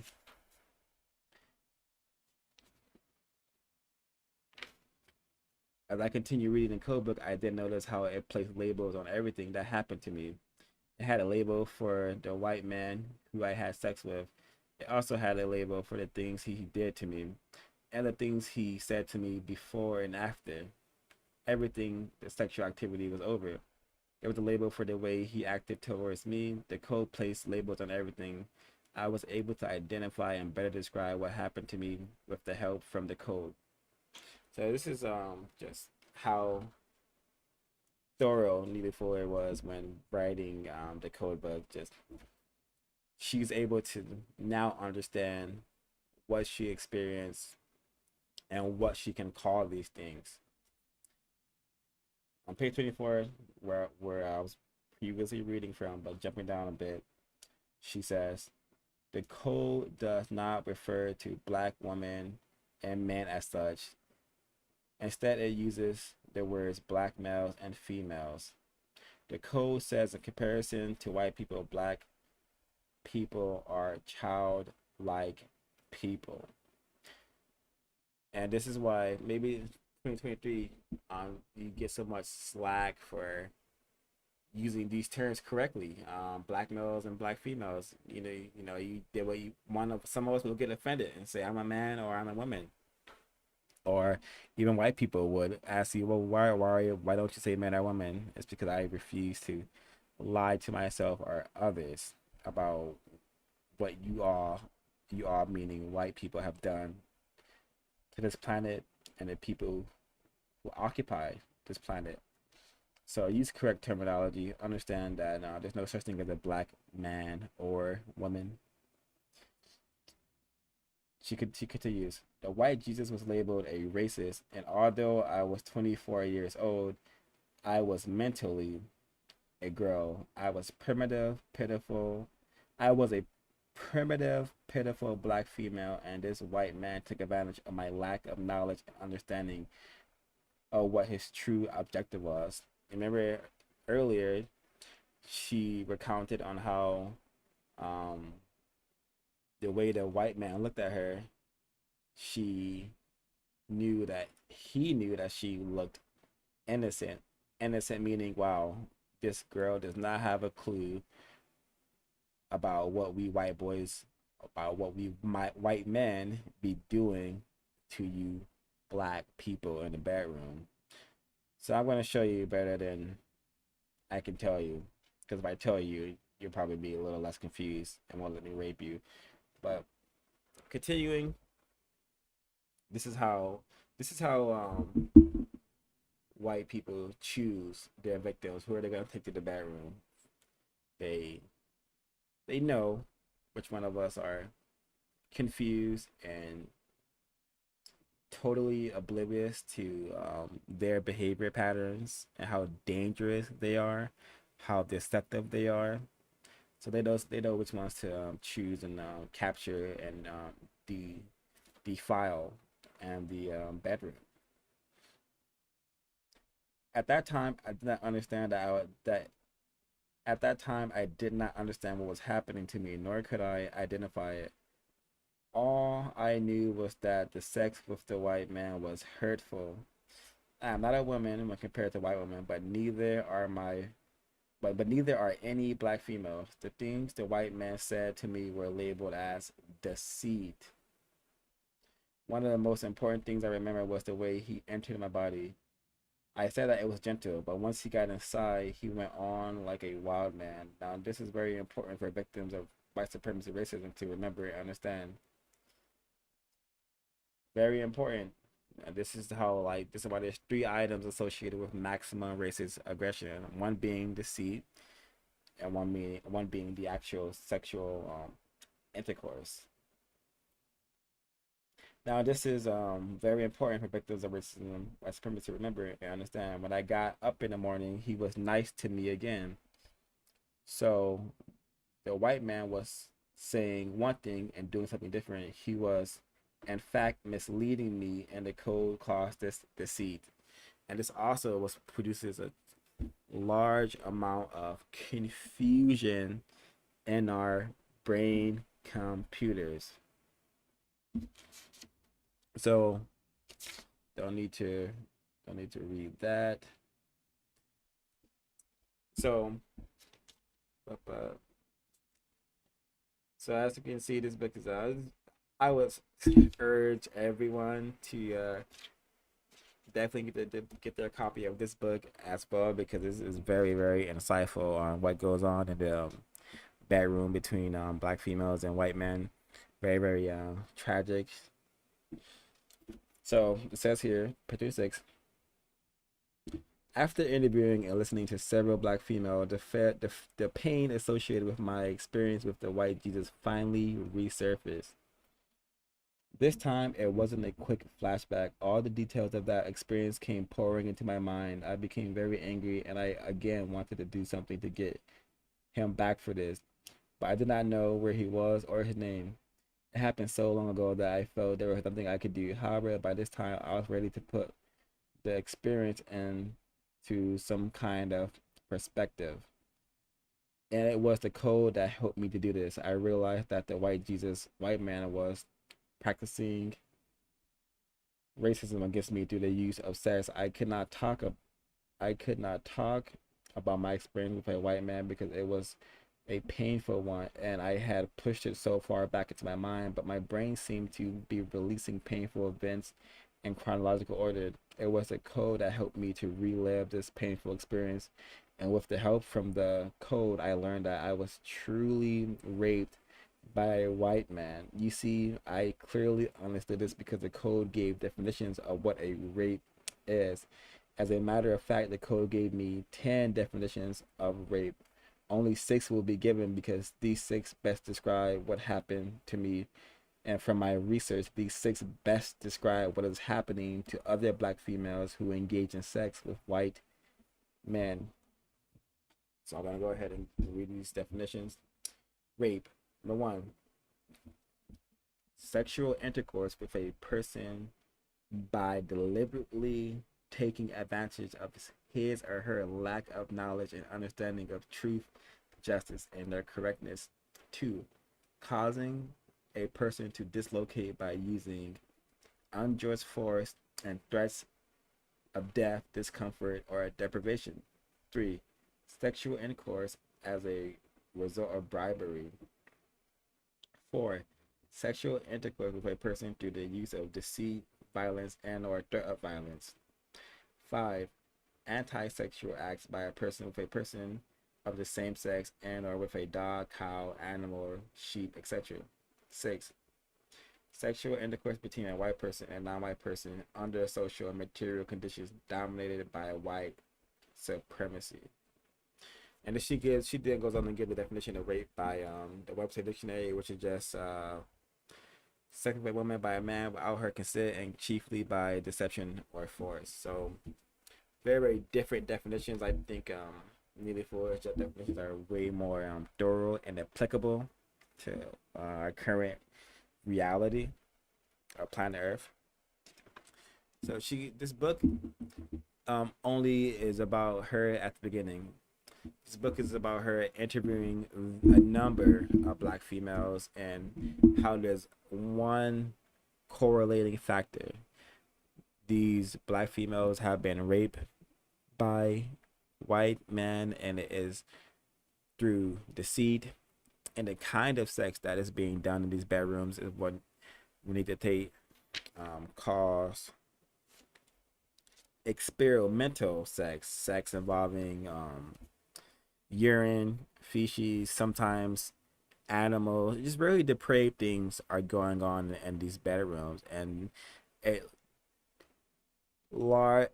it more times than not just really damages the black female greatly to the point where she will have a great animosity towards all males, but the animosity will largely come out amongst and to black males, because at that point she will probably cease engaging sexually with white man, or I should say allowing herself to be raped by a white man. So the venom and the damage that she is unable to recover from because she has no understanding of what was done is acted out against black males, which is all by design, all scientifically designed. I'm sure in the bedrooms of between white women and black males, a whole lot of incorrect things are happening in that regard as well, and black males get resentful, but instead of taking the resentment off on white people and their system, it goes to the black female, which is why we have so many problems between us, because we do not correlate everything back to the system and attempt to counter the system, especially in the bedroom, which can simply just be no more sex with white people. no more sex with white people. All right. Page 27. From the code, I learned white men who choose to engage in sex with black females are practicing racism against us through the use of sex. The white Jesus not only used sex in his practice of racism white supremacy, but he also used deceitful words against me. Now the code states the chief characteristics of a racist man or woman is deceit. Based on that, I realized this white man had a plan all along to do this to me. This was his hidden agenda. The code also states as long as racism and white supremacy exists, no black female or male should have sex with white people. I was raped by a skilled professional rapist, and throughout the years, white people as racists have become skilled in their practice of racism and white supremacy. With the help from the code, I found the answer to my long age question. Why were white people so hostile toward black people? Well, as it turns out, this is just another technique racist white men and women use to maintain control over their victims. You see, it is called keeping black people in line. So I could definitely spend quite a while reading this text because I would appreciate everyone understanding and sharing this information with other non-white people. Hey, you know what's going on behind these bedrooms between white and non-white people, right? You actually do, even before you get to that conversation, do you know we're in a system of white supremacy and we have an assignment to get rid of this, or else we shall be pitiful forever, abused and mistreated forever. You will have non-white males nonsensically and illogically sharing and being totally totally against and having a lot of vitriol towards non-white females, totally ignoring the people who have caused this incorrect dynamic. You will have non-white females having so much vitriol and hate towards non-white males, totally ignoring the people who have designed these things to occur. So this is why you got to understand that everything we are currently experiencing that is incorrect 100% stems from us being subjected to the system of white supremacy. White people a long time ago discovered how to keep us in conflict with each other, so we will not focus on them, the people who have laid this all out for us like a really well camouflaged trap. So I don't know who this is. I don't know if this is just her talking or this is a quote from Neely Fuller Jr. Or a combination of the two. But I'm going to end off my notes with just reading a little bit from the end of the book, towards the end of the book. No, actually, the end of the book. It seems to be some sort of some prayer. We will be back to do another one of these broadcasts where we share more bits from books. I certainly have a lot more notes from this text to go over, and we're gonna get into her interviewing the black females, and then we'll be able to hear what a very confused victim of racism, how they report and how they hide the truth from what they are experiencing at their deficit. So 433. I give all praise to the Creator who had to place me under fear to complete this assignment. Glory to the Almighty Creator.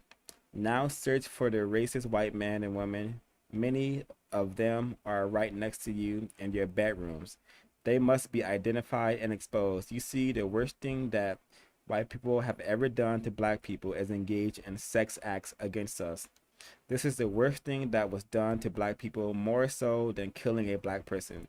And I guess the first most worst thing that happened to black people was to be born under these conditions: racism, white supremacy. We must fight in this war to control ourselves. This is all that you can do. But it's very powerful thing for people who's under the control of another group of people. So this is the assignment. Now take that, stand for truth plus justice equals peace. All right, I'm sure this is Reneathia Tate's speaking here. To the powers known and unknown, help us to rid ourselves from this acute insanity brought on by white supremacy racism. My pain is long and deep. Oh, Mother, help us, Mother Earth, creator of all people. You see, I don't know what we have done to have this great injustice committed against us, Mother. I don't know what happened in the past because you brought me about in the present. I, like many others, was just born into this mess, and Mother, it is truly a mess. But, oh Mother, with your help, I will accept my assignment, and Mother, I will do whatever you call upon me to do. I ask you, the creator of all things, the stars in the sky, the heavens and earth, the creator of my fingernails, I'm asking for your protection. Oh Mother, protect me and protect all the non-white, pitiful people of this planet. Mother, we are weak. Protect us individually and collectively because you gave me this assignment and you told me to accept life over death. And I am the one who sent you to do this job. I am the one who you sent to do this job. And oh Mother, because I am the only 1/0 racist man and woman, let my people go so that we may be free and grow into men and women. Assignment complete. In my hand was placed a ball so big, bigger than me, and now I pass it on to you. Carry it to your own individual freedom. Freedom comes when you refuse to go along with this tragic arrangement agreed upon by white people for non-white people under white supremacy. Freedom comes when you control yourself. Freedom comes white supremacy ends when each of you black, brown, and yellow and red people refuse to just sing songs about it. Freedom comes when you non-white people are ready for it to come. Victory is my name, justice is my claim. 1/0. Freedom is coming. And this is like very end of the book besides it, before it gets to like the index. So yeah, excellent book. You can find it here. I'll put it in the description of this broadcast. Yeah, it's a lot. I'm sure this is information is not easy to digest for a lot of us, but it is information that should be understood by all of us about what is happening between white people and non-white people in the area of 8 sex. My bad. I think it's area 7. Area 7 is sex, I believe. I think area 8 is religion. So I just am making sure I didn't forget anything. I just for the second time I did skip quite a bit. But if something comes to mind, I will share it before I end the broadcast. Sorry, Kiss. Greetings.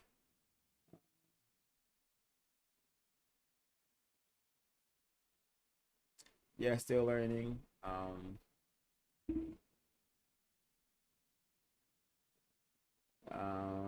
Thank you, Mr. Still Learning, for your contributions to the chat. Always very constructive. Greetings, Helen B. Always nice to see you in the chat. At all times.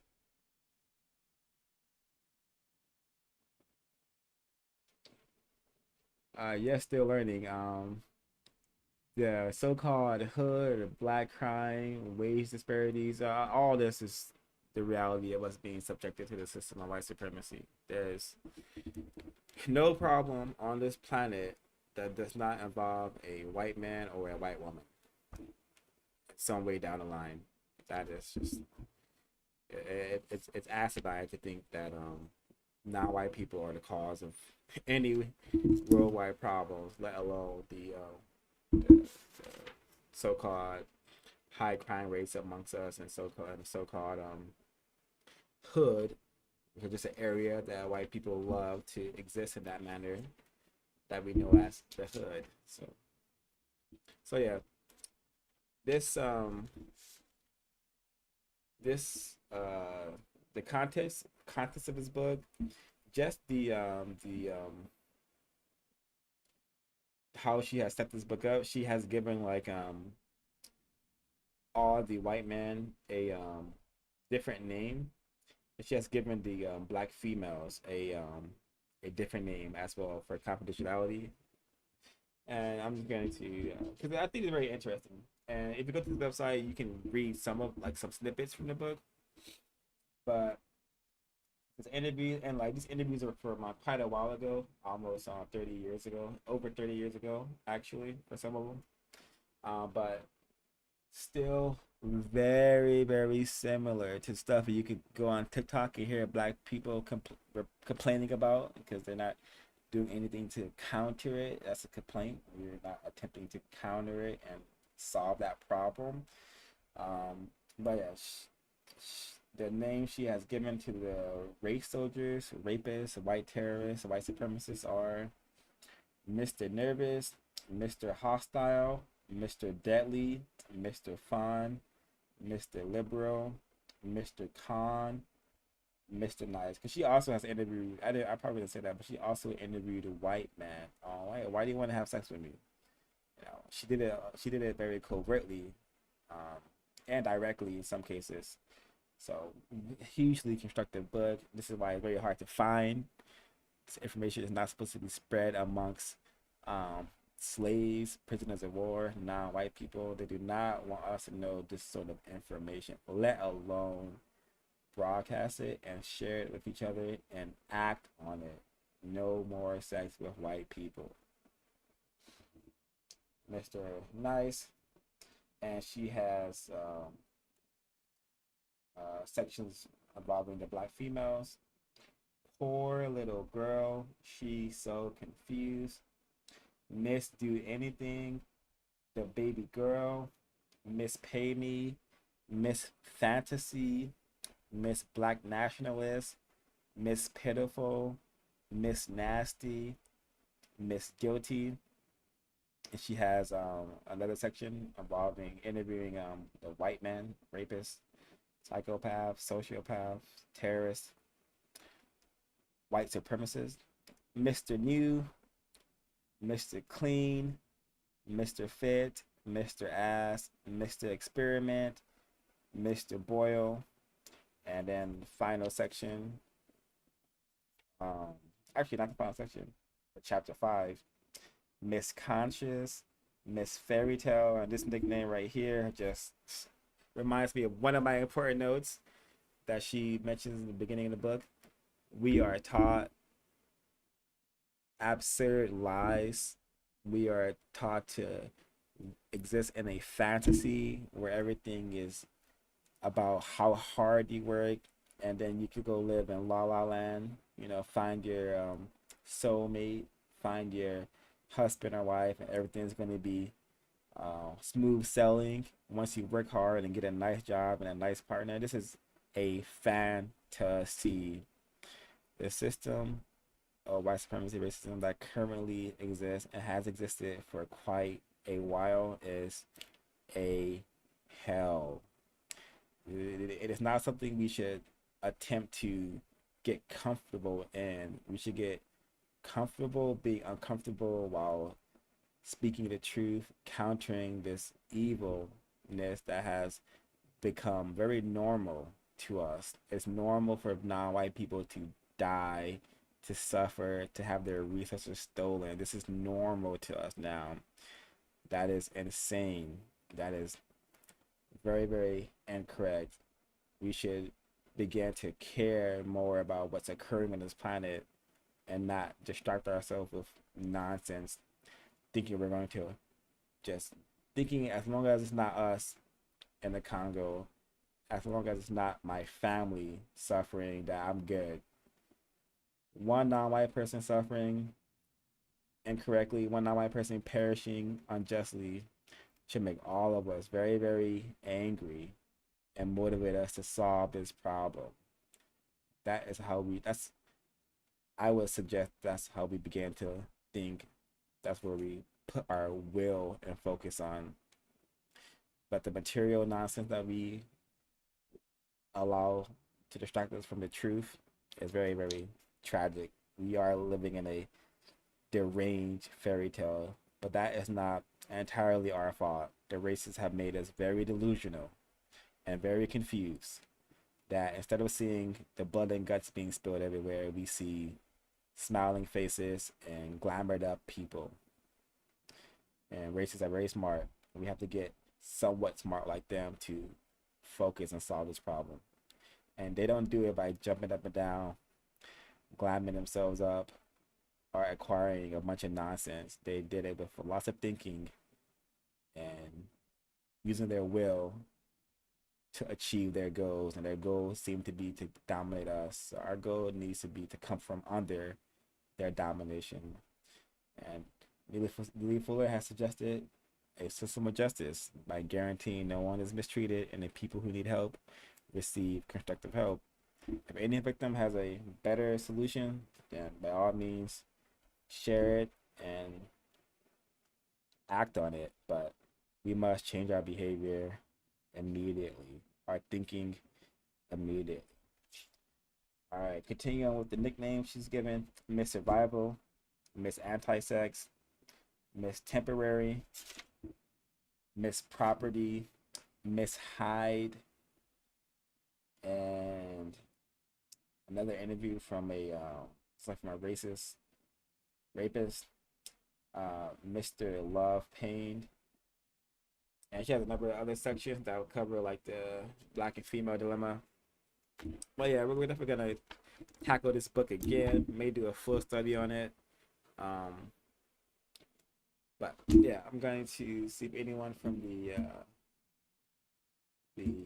broadcast would like to chime in. If not, we will adjourn briefly. I mean, shortly.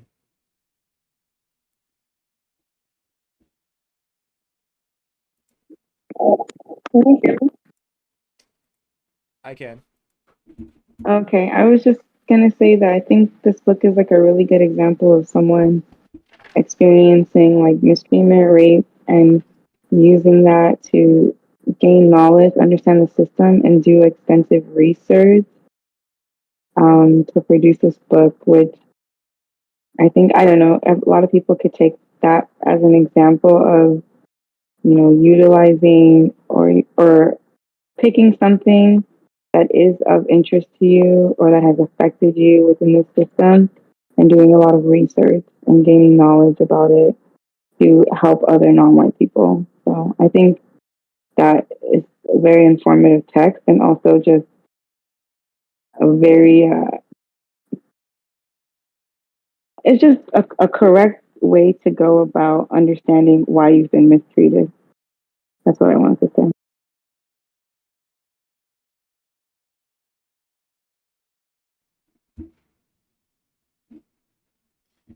Agreed. Tremendous amounts of black self-respect. Um, practiced by Miss Reneathia Tate. Lots of courage and bravery, and just following the assignment on her part. So, please, I'm sure she may be still reachable through this website as well. So, if you do not have the text, see it right here on the screen. Zoom in on it. In case that's right here, top of the page. Please, um, let's do more. Let's do more attempting to solve this problem. It's 2023.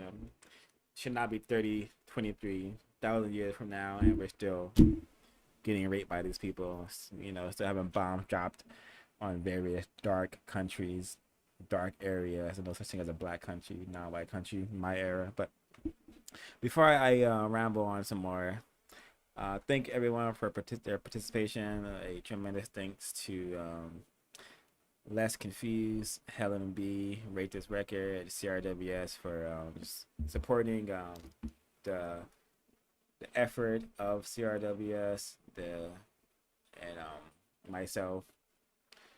It's been highly helpful, this initiative, this concept, and thanks everyone in the chat, Cyricus, still learning, and everyone who has not said anything in the chat but they are here.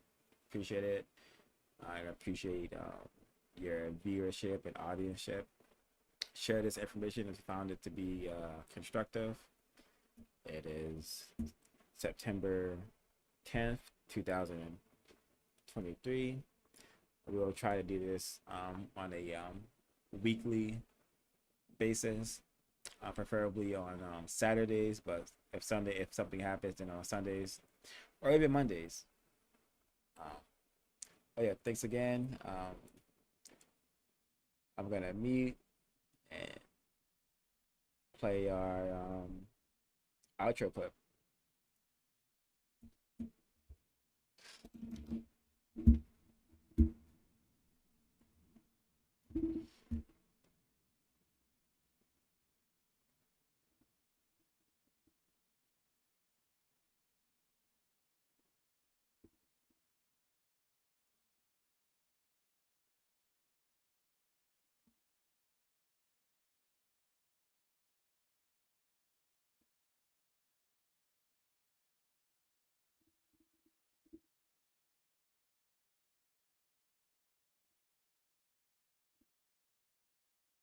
You are alive.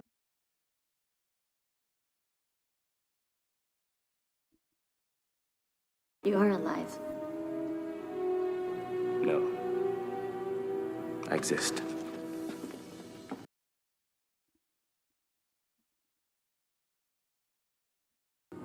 Every single one of them. And not just the men, but the women. And the children, too. Alrighty, thanks all for tuning in. CRWS signing out.